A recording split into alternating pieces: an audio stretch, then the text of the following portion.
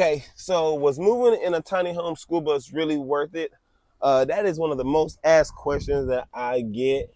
And in today's video, I'm going to answer that because that's asked all over on all my social media platforms. So if you are tuned into this episode, you are going to know if living in a tiny home schoolie is really worth it, you guys. Welcome back to my YouTube channel. This is the Tanker Family Hustle. I'm your man, Benji Richards Marketing. As you guys see, I am inside a tiny home school bus. This is basically a retired school bus. It's a short bus. No offense to the short kids.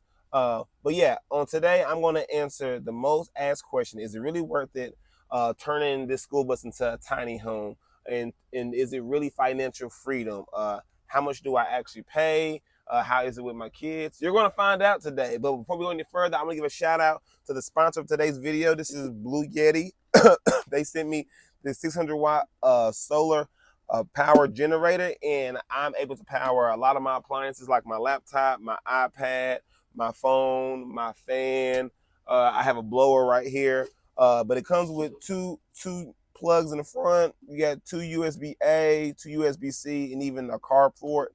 And I can recharge this with the solar panel that came with it. You plug in the solar panel, put it in the sun, boom, and it recharges the unit. And if that doesn't do it, I have a generator on the back of my bus to charge this back up. But yeah, shout out to them because this keeps all my appliances and everything going.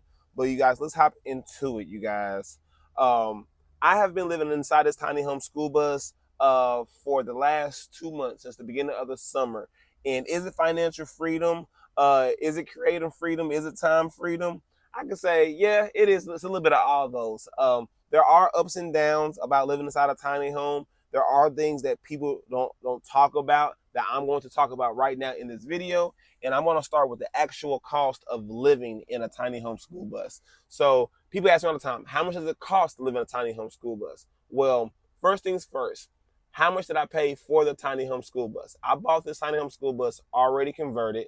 It was $12,000. I gave the young lady $1,500 down, and I pay her $800 a month for a full year, and that pays off the whole $12,000 with no interest. I found her on Facebook Market, and she built this with her father, and she lived in it for 2 years with her partner on the road traveling, and she wanted to relocate to Arizona, and that's what she did, and she sold it to me. I wrote up a contract, met on Facebook Market, came to her house, picked it up, boom, and I have it now. So first things first, I spent $800 a month on this tiny home school bus. No landlord, no drama, no rent. Yeah, ain't no rent because I'm paying for it. So yeah, no rent. When it comes to power, how much do I pay for power? How much do I pay in gas? Well, honestly, you guys, I actually have a homie that lives in Nashville that allows me to plug up to his house overnight, or I have a tiny home school bus in Murfreesboro. A tiny home construction trailer in Murfreesboro that I pay $200 a month for a lot rent for that to sit there. And if I go there, I'll plug the bus up there. So I have two stationary places in my hometown that I can set up and plug up. Or if I'm on the go, I have a solar generator. This powers pretty much everything that I have in here but my ACs. So my Blue Yeti. And then I also have a generator on the back of the bus. You see what I'm saying? So I probably would spend like maybe $100 a month on gas for the generator on the back of the bus, and that may be used to power this if it's not sunny outside, or if I'm rolling and I need power as I'm moving, or sometimes at my food truck events, I have to connect to that generator. So that's just, All right, second, peace of mind. Do I have more peace of mind living in a tiny home school bus? And yes, I do have more peace of mind. I am more alone than I've ever been in my whole life. When I say I have nothing but time and opportunity to think to myself about life, situations, problems, and solutions, yeah, I'm in my thoughts a whole lot because of this tiny home school bus. And I wouldn't say it's a bad thing. I wouldn't say it's a super good thing, but it's allowed me to really find myself and really not be around nobody and look at me in the mirror. My kids have been gone the whole summer, so they haven't been here. So I've been able to really self-analyze my life and things that are going on and what I have been doing self-inflicting wounds to myself. So if you're doing bullshit to yourself, sit by yourself and you'll find out what's going wrong with your life. All right. Number three, the mobile lifestyle. Um, how is it, just being mobile living? Honestly, I love that I can pick up and go anywhere at the drop of a dime. All my stuff is here. I got to tie stuff down, of course, before I move around because stuff will move and fall as I drive. But ultimately, the fact that I can go do a food truck event, finish the event, and go sleep in a Walmart parking lot or a hotel parking lot, and then come back to my location or then go to Murfreesboro. I really like it. It gives me the freedom to really kind of do what I want to do. Go to our RV park, go to a national park. National parks are free to go to. So I'm still learning and exploring the RV and the camper life, but thus far, it does give me great peace of mind, and the mobile lifestyle is super fun.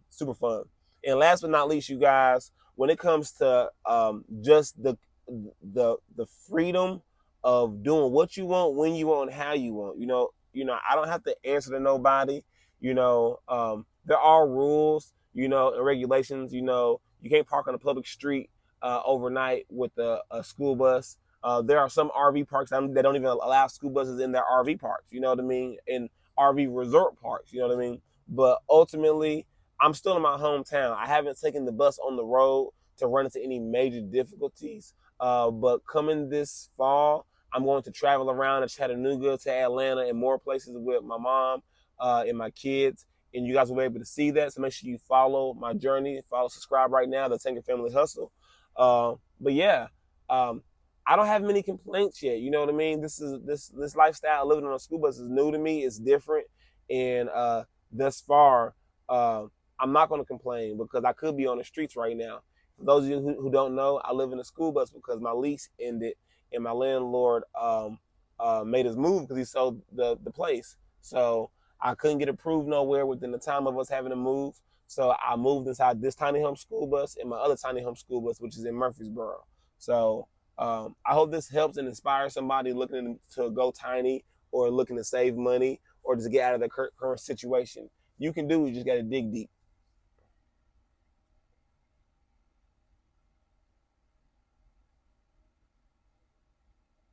If I had to start over, would I do this again? Even though I didn't put myself in a situation.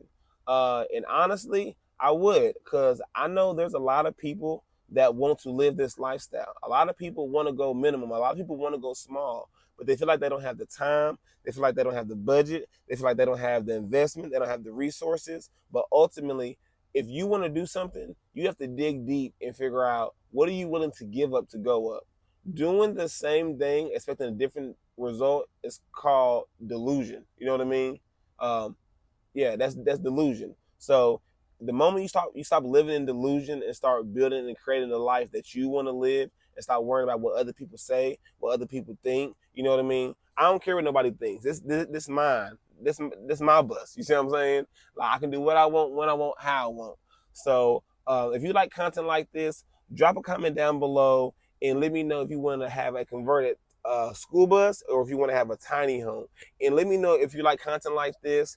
I'm gonna be dropping videos every day. My ultimate goal is to get to 60 to 100 grand saved, so I can take care of my kids, my new wife to be, and just everything I have planned in the future. So you guys, make sure you like, subscribe, follow for more content like this. Tiny home living, over and out. Oh snap!